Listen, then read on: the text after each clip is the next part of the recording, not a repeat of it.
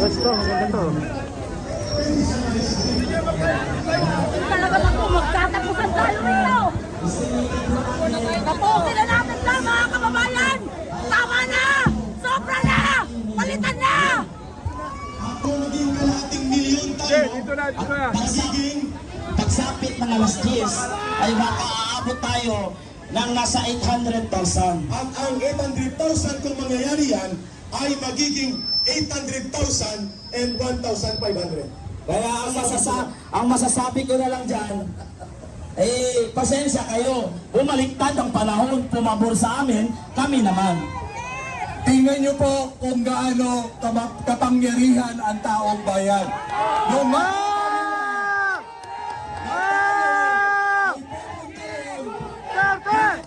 Duterte!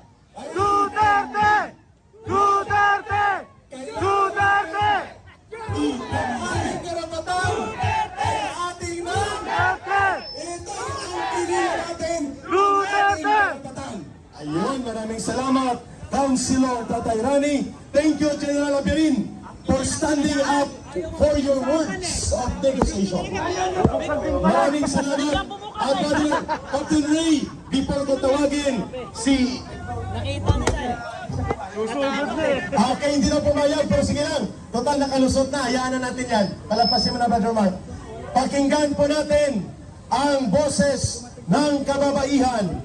Inday Cares Philippines and si Brother Onin ang susunod mula sa Duterte Riders Support Group. Supporters Group. Before kay Brother Onin, nandyan na ba si Karen? Kung wala pa si Karen Kagampang, tawagin natin muna si Onins. Onins, sana sabihin. I would like to call the attention of Kuya Onin, the DRS founder. Alam lumaki yung ilong ko. Magandang putang ina sa mga kapulisan at nagbabantay sa yan! Papasokin niyo naman pala yung LED, yung aming LED eh. Pinapatagal niyo pa, mga putang ina niyo. Walang mura, ay hindi mura yun, pagmamahal yun. Avoid mo na ang... Anyway, yan po ay patikim pa lamang po.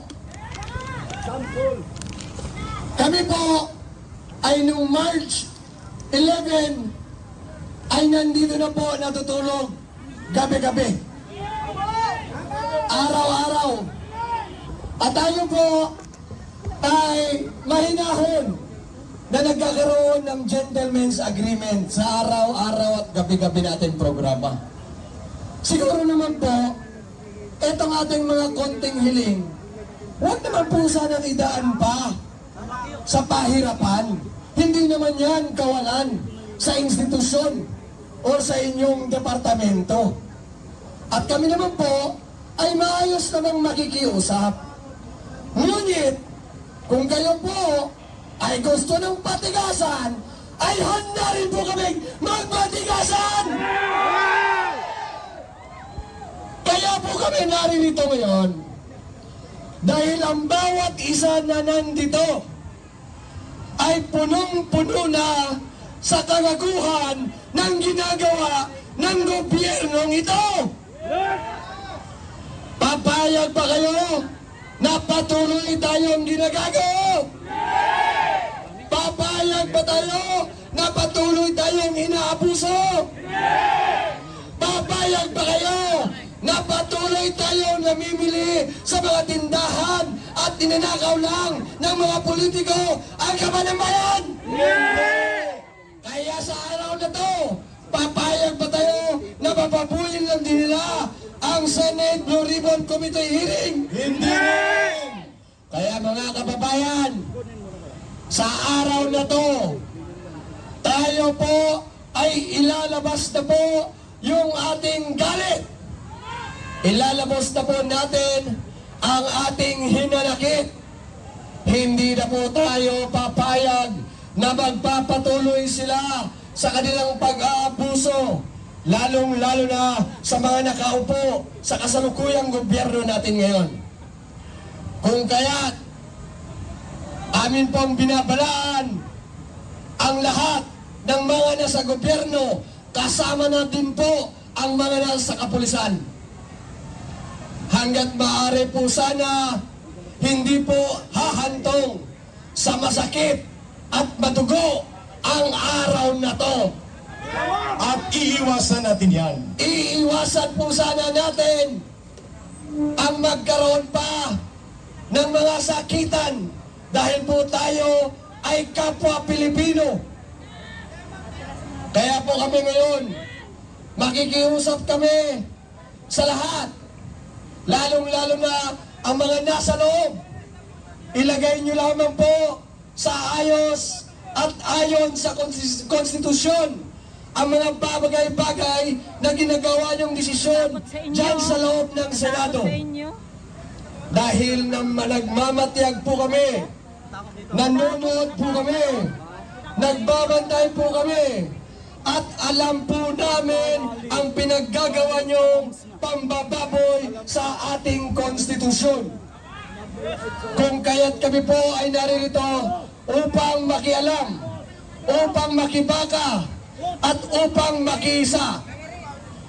Kaninang umaga po, kasama po namin at ang aming iniskortan ang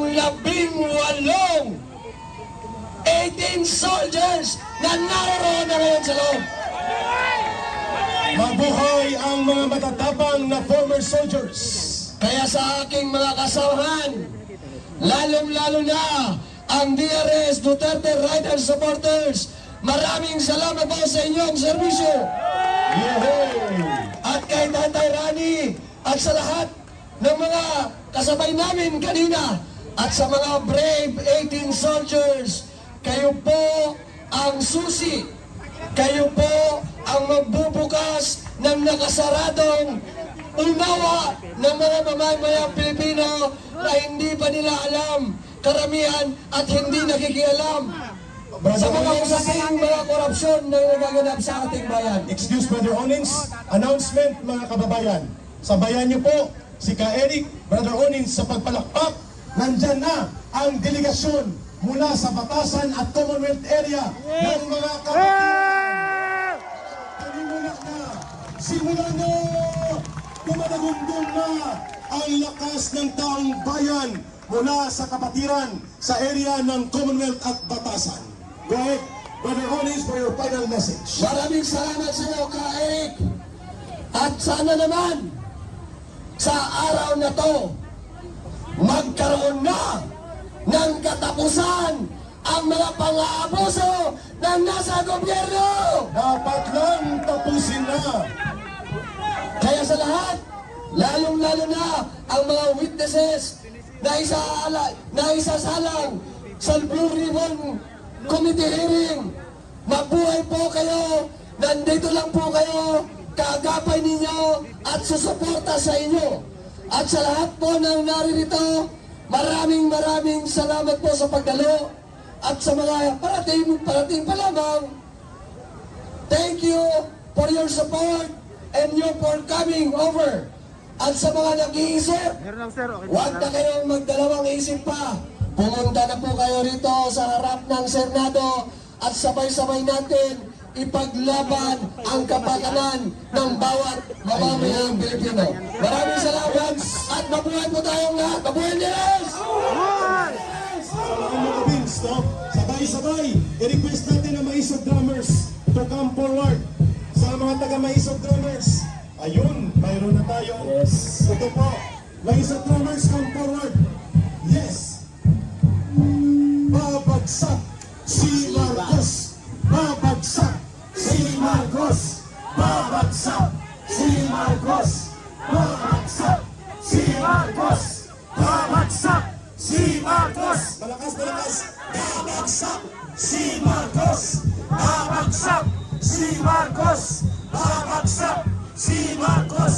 Babagsak si Marcos. And sa kalama ko, para pagdating ng kapatiran